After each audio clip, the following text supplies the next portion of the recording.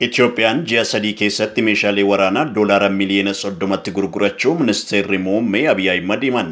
Itoophiyaan hanqina meeshaalee waraanaa rakkoo jabaa ture yeroo gabaabaa keessatti warshaa dhaabuun oomishuun gabaa alaatti gurguruu eegaltee jedhan ministeerri muummee Abiy Ahimad. Ministeerri muummee Dr. Abiy Ahimad godina Shawaa Lixaa magaalaa Ambootti daawwannaa taasisaniin hawaasni magaalichaa simannaa ho'aa taasiseefii jira. Itoophiyaan warshaa meeshaa waraanaa hoomachoo yookaan Amichoo Ammunition Industrial Engineering eegale jedhan daawwachuun viidiyoo miidiyaa hawaasummaa gubbaa irratti gadhiisaniin beeksisanii jiru. Bara 2014 akka lakkoofsa Itoophiyaatti rasaasa birna turre bara 2015tti warshaa kana dhaabuu kan eegalles jedhan Dr. Abiy. Har'a Itoophiyaan kilaashii, bireedii, snaayiparii, diishqaa, taankii, madfii gosa hundaa ofiif osoo hin taane gabaadhaaf oomishuu eegaluu himan. Dubbiin ministeerri muummee Abiy Ahimad kun Itoophiyaa fi Eertiraa gidduu muddamni yeroo mul'atutti dhaga'ame xiinxaltoonni hariiroon biyyoota lamaa walitti bu'iinsatti qajeeluu mala jechuudhaan akeekkachiisu. Ministeerri muummee Abiy Ahimad warshaan meeshaalee waraanaa haaraa oomishuu eegalan yeroo gabaabaa keessa hundeeffamuu isaa ibsan.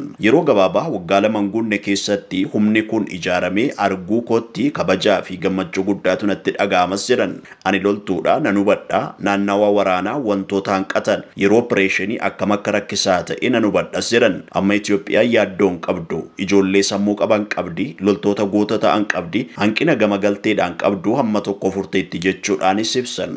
Ministeerri muummee Abiy Ahimad waraana Itoophiyaa fi uffati loltuu akkasumas kopheen alaa kan seenu akka ture dubbatu. Yeroo ammaa raayyaan ittisa biyyaa uffata loltuu oomisha kophee oomishee isaa hanqate industirii biyya keessaa fudhata jechuudhaanis dubbatan.